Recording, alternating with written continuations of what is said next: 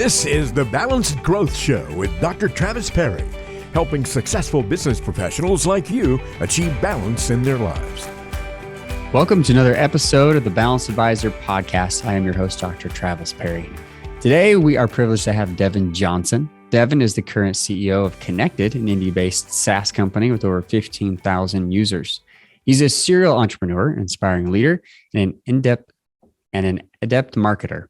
As the CEO of Kennected, Devin directs the daily workflow and is responsible for the overall success of over 100 plus employees and reaching over 30 million in sales and gross total. His leadership led to Kennected being a recipient of the coveted Inc. 5000 ranking at 583 for 832% growth in 2021. Devin has also achieved Entrepreneur of the Year finalist for 2022. Devin, it's a pleasure to have you on the show. Yeah, likewise, my friend. I'm excited to talk about some balance today. So it's going to be a good time. Yeah, absolutely. I mean, the whole show is about how do we grow and keep our balance? What are we doing, to really be able to do this? Obviously, you've had some wild success. Obviously not an overnight success. We'll talk about your story here in just a second. But it's so great to be able to chat with other entrepreneurs in this space who are serving this industry, who are really being able to lead out. I love that about your profile. Like it's the leadership component, which we'll discuss also. Tell us a little bit about how did you get here? How did you get to become CEO of Kennected, and why financial advisors? Why are you really focusing on this sector? Absolutely. So start with a little bit of backstory, right? Again, it didn't happen overnight. So I'm a relatively young entrepreneur at just 25 as well. So I was ultimately thrown into adversity and challenges at a young age. Taking it all the way back to childhood, I had a divided household through and through. Mom and dad were never married. In the first 9 years of growing up, my dad was locked up in prison for a situation where him and his brother were wrapped up in a robbery. So, I grew up going to see my dad in prison, and my mom kept me in good schools and, just worked her butt off to keep me, where I was at. But ultimately grew up, with a divided home where it threw a lot of challenges from my mother. And then around 12, I found out when my dad got out that he's actually a big drug dealer. So throw that on top of the mix. So now I see a working class, stay in school, work hard mom. And then my dad's like street smart, and just, doing all the wrong things to make a dollar. Right. And so, growing up was unique. I learned a lot of good life aspects from my father, but never could admire what he was doing. And then my mother just had to keep a roof over our head. And then things really got challenging at 15 when my sister got diagnosed with medulloblastoma brain cancer. So it's a really rare form of brain cancer. If our house wasn't divided enough already, my dad basically stepped out on us. He just ran from problems ultimately. And he also admitted at that time that he was really struggling with the opioid addiction, and which led to a heroin addiction, which ultimately led to him dying when I was 21 from an overdose, but we'll get there. But anyway, so my dad's out of the picture for about a year at that time. And I'm like, my mom's moving into the hospital, her job let her go. All this crazy stuff's happening. On top of all of it, best friend commits suicide in high school about a week after all of this started happening. I mean, just the world is just crushing me. And, my mom told me, she said, we're going to have to move into the hospital or something's going to have to change. You're going to have to move into the hospital or change schools. And so I was like, not why me, but try me. It's kind of the mindset I really, adapted to. And I started selling shoes. So I started selling Nikes, Jordans, Yeezys. If anybody listening's into sneakers knows the word sneakerhead. My father was actually a sneakerhead. I didn't just stumble upon this. The one thing he did introduce me to was collecting shoes, the value of shoes. He had hundreds of pairs at all times. He bought me a lot of shoes. And so anyways, I started reselling shoes to help mom and through the situation. And that led to starting a trade show. I was on a moped hustling sneakers, and then got my license and then started doing trade shows. About that time, the Board of Education of the state of Indiana appointed me head of household, and I went half day high school. So I went to school half the time, right? And I worked the other half. And so throughout that, I started building something called the Indy All-Star Sneaker Expo. My senior year of high school, I had over 4,000 attendees, 120 vendors. And, thing was going good. I was, thankful for the adversity. My sister survived the surgery, still with us today. God is good. Like, she's living as much of a normal life as she can. She beat every statistic that was thrown at her. Like, she won't walk again. She won't eat on her own. She won't. Like, she beat almost every single one of them, right? And then my dad passed away when I was 21. But graduating high school, the market really shifted in sneakers. An app came out called StockX. It absolutely caused disruption and killed profit margins of the sneakers.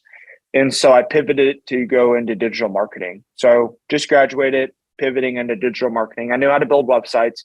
I knew how to market. And I knew how to create digital assets. About that time, I met my business partner, Cody Harvey, and our relationship started off uniquely. We started by him helping me understand my relationship with God and faith, right?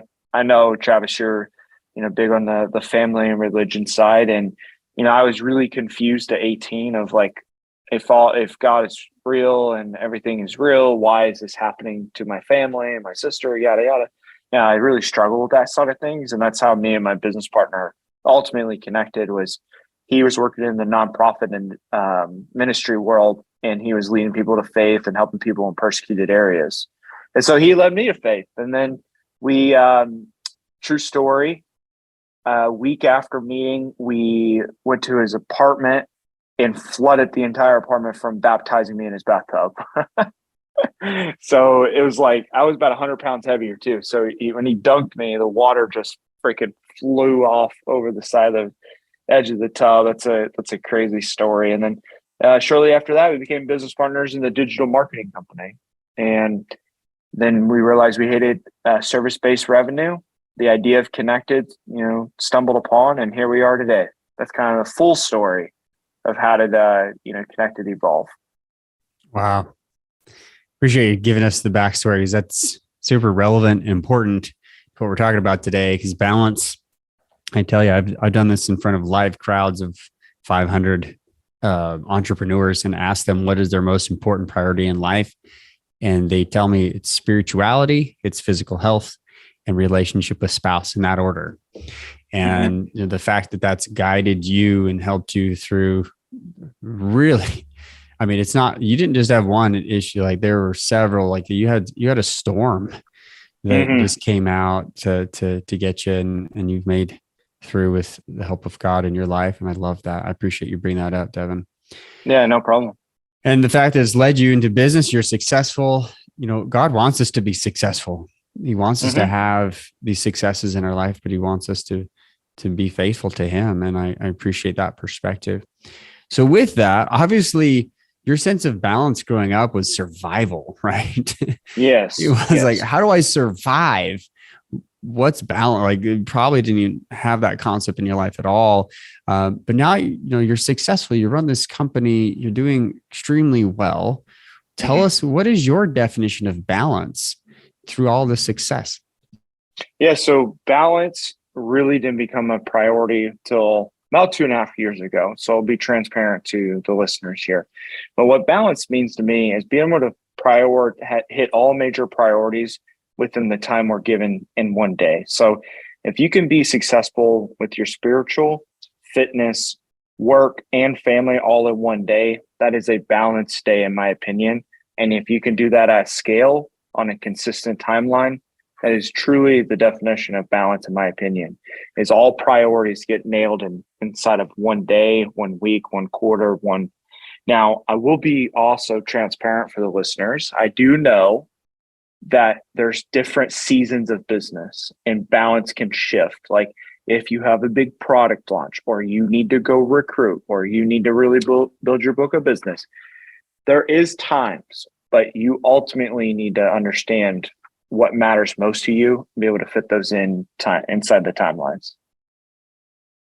Yeah, it's so good.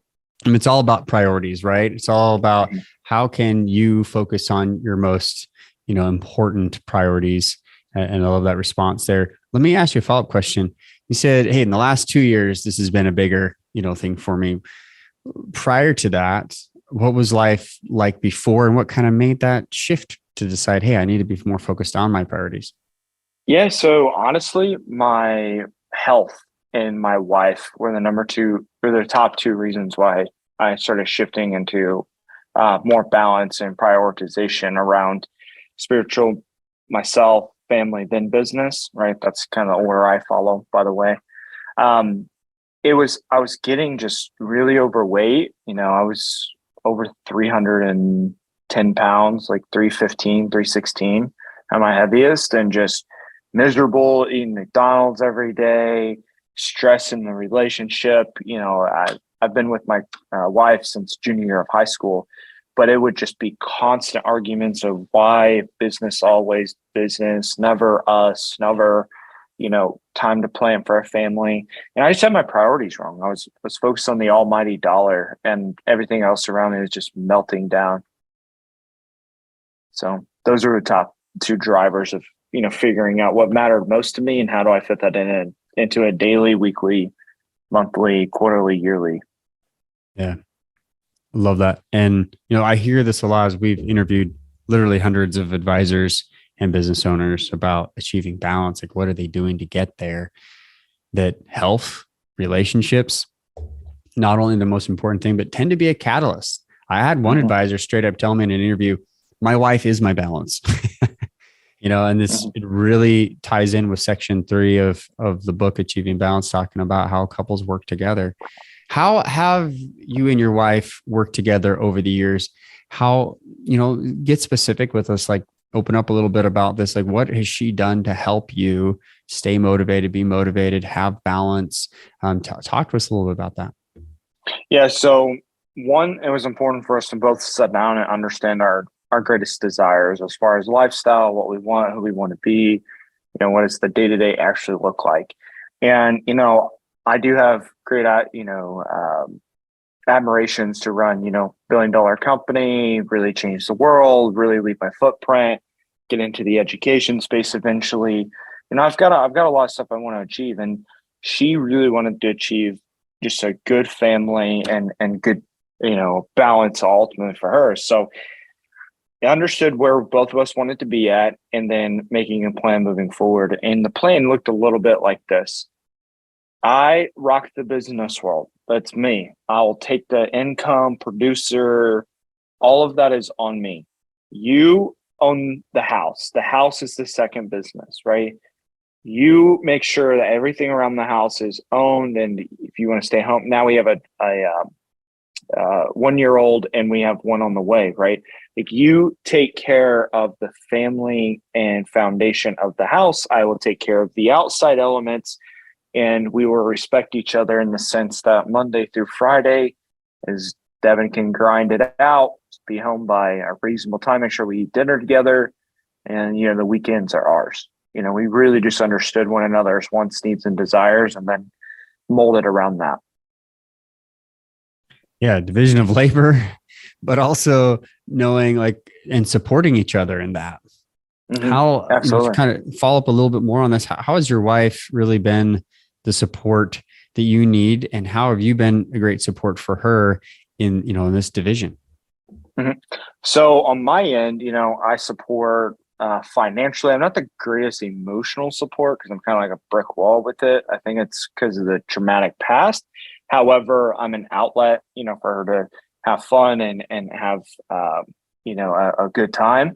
And then on my end, she really makes sure that I have a solid foundation, and, really, really loves on me when things are tough, and she's always there, and she's always transparent. And she calls me on my BS, so it's good to have an accountability piece to it. And she's really good at that. So she will not hold back. I found that as a quality that a lot of advisors, business owners tell me that, hey, I need to get great feedback. I go to my wife first, and she'll be able to tell me that, or her spouse. And I Well, think this is super important. your wife, your spouse, however it is, they spend the most time with you for the most part, right? They're with you all day, every day in the they wake up with you, they go to sleep with you. So like they can be a good mirror and give you may not want to hear it, right? You may not want to hear their feedback, may hurt a little bit, and we have conversations, me and my wife, once a month or so, just, hey, tell me, how am I doing as a husband? And I tell her how she's doing as a wife. Yeah, wonderful. It's so good. We talk about it in the book about to couple development time, essentially what you're doing, focusing on the relationship, because that's key. It's key to success at home and at work. And I appreciate you elaborating more on this. As you've been able to scale your business, we've been talking about your spouse as a key to keeping that balance. What would you say is one of your biggest struggles? What's your Achilles heel? Mm-hmm. You figured out the balance part. You've made some big life changes. You're working on, getting to $1 billion and really changing the world here.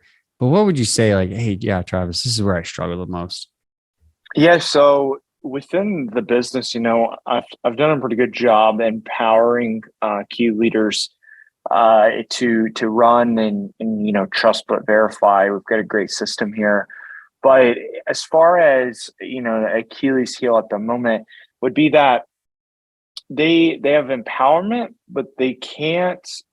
Some of them fall behind sometimes on the big picture and leveling up themselves. It's like they fall short on some self-confidence. So, like with a fast-growing company, you have to have fast-growing leadership, and so sometimes the leadership falls behind on the maturity of the business. So it's definitely the biggest weakness right now overall is faster leadership development. We throw a lot of resources at it. We're not gun shy about it. But sometimes it just takes a man-to-man, one-on-one conversation or man-to-woman conversation with key leaders, C-suite in particular, at Kennected, and being able to be radically transparent. It's one of the core values here at Kennected is be radically transparent. And so, we have these conversations regularly. Yeah. And those conversations, talk to a lot of business leaders, are crucial, right? It's crucial to have those. How often are you having them? How often are C-suite members of the team having those with their employees? Tell me a little bit about, open up a little bit. Speaking of being transparent, what's been a key there as you're trying to develop these leaders? Yeah. So as far as C-suite, I meet with them on a weekly basis. Now, as far as hard one-on-one, we do one a month. I meet with one of them, each one of them once a month. And so I have that deep conversation one-on-one, not as a group setting, but I meet with the C-suite once a week. So every week. And as far as the company overall, we do run a regular one-on-one schedule. And we base the one-on-ones around goals, where they're at, what they need to do. And matter of fact, we've found that it's never necessarily the business that's holding them back. It's always outside influences that drag on and bring it inside the four walls and start affecting their day-to-day performance. So, having that personal connection is key in business. And at scale, you have a little bit of an outdated bio, but we have over 150 employees now. And, doing that at scale, you have to mature those leaders, be able to have legitimate conversations about inside the workplace and outside the workplace. It's a lot of coaching. It's a lot of money spent in that area, to be honest. We have an EOS coach. We have a professional sales coach that all work with these key leaders one-on-one. And you have to be, you can't be gun shy. If you really want to grow a big company, you really want to grow a big book of business, you have to throw money and resources, time and energy at these, issues and weaknesses. Yeah, I think that's really important to talk about, as well as coaching, mentorship, leadership, even some outside sources, right? That you're investing in the business to get you to the next level. And I've found that to be consistent with so many leaders we've interviewed for this Balance Advisor podcast. What do you see outside of your own company, but in the financial advisor space of those business owners who struggle to have balanced growth, right? To keep that balance while they're growing their practices. What's some of the biggest issues that you see? So this one's tough for a lot of people because you have to look in the mirror, but it's ego. So I see ego as the enemy for your industry and all industries across the board. We love what we're really good at as human beings. Like we want to talk about us. We love talking about us. But then you start to talk about what we suck at and we shy away from it and never really face the music or face reality or whatever you want to call it. And it ultimately hinders your growth. Like you start to get drowning in stuff that you ultimately suck at, and you're not willing to release the task, release the issue, or work through the issue. So therefore, it becomes a huge hindrance in actual scale or balance or whatever terminology you're looking for here. If you cannot drop the ego and apply way smarter people around you and way better systems and be willing to make investments in those departments, both of them, education and systems, you ultimately will not achieve real balance and fail to scale at a massive scale. Yeah, systems are huge. Everything we do, the Maytime Institute talks consistently about what are your systems and balance. I found, we tend to have all these great business systems that we invest in. What about those personal systems? What are those personal systems that really rock? How do you use that to get to your priorities? For you, I'll throw this one back at you, Devin, as well. We're talking about systems a lot. What's a personal system that works well for you to help you achieve your personal priorities, whether it be health or relationship? We talked a lot about your accountability with your wife and things. And so maybe that is a great example, but maybe something else you can pull from us that helps us to be like, yeah, this is an example of a personal system that helps me stay balanced while I'm growing. Yeah, this one has ultimately changed my life for the greater good as I really started to go down the path a few years ago of how do I get better? And it's a very simple one. It's called a win list, right? We all have goals, or most people listening to any type of podcast like this, you probably have goals for yourself and you may even have them written down. That's awesome.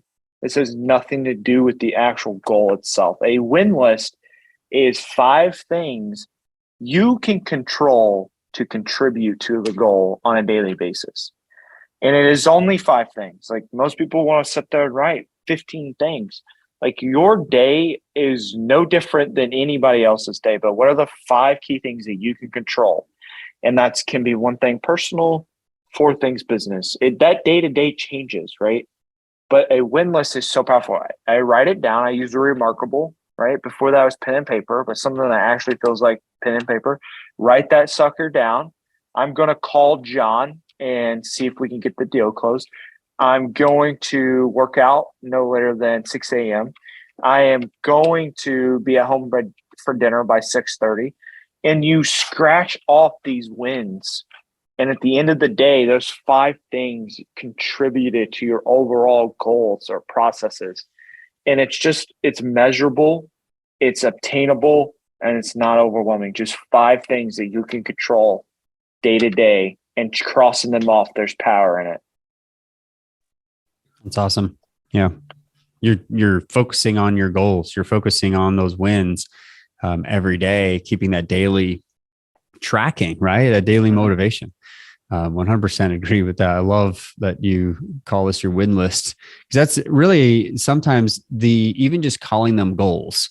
It's very difficult because some people have a negative connotation about writing, coming up with goals. They have a bad experience with not hitting their goals. But even just switching that up, like, hey, let's have some wins for today. What are our wins? That's game changer right there. You got to stop and, what did you win that day? Like, I mean, if you don't have any intentions on your day, how do you control that day's going to go, right?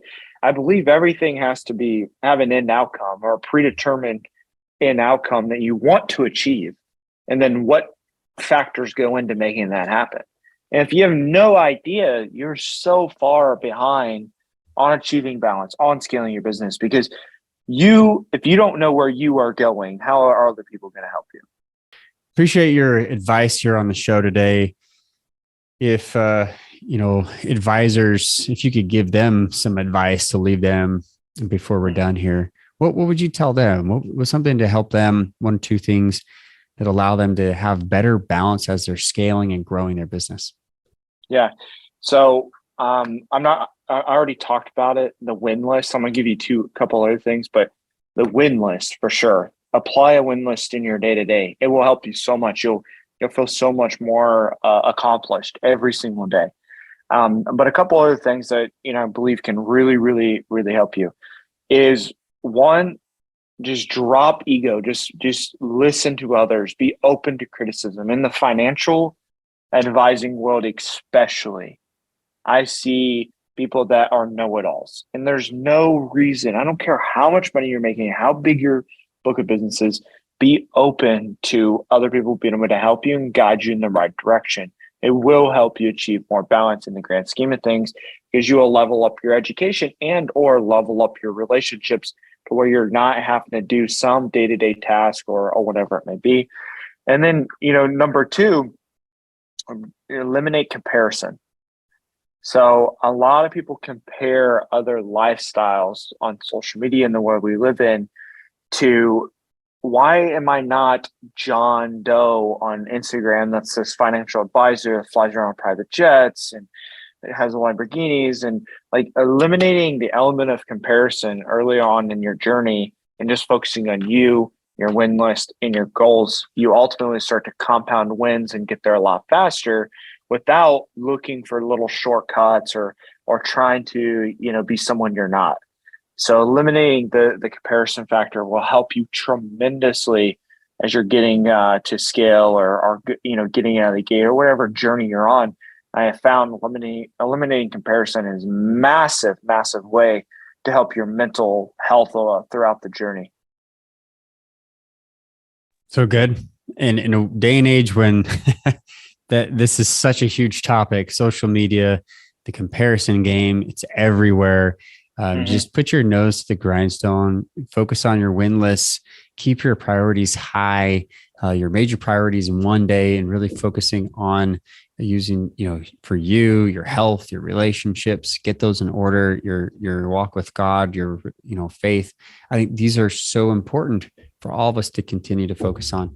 Thanks, Devin, for being on the show. Thank you for, full disclosure. I use Kennected. And I actually help advisors all the time to grow and scale their business with your service. So we appreciate what you're doing, appreciate the service that's being provided, and for the leadership that you're bringing the team.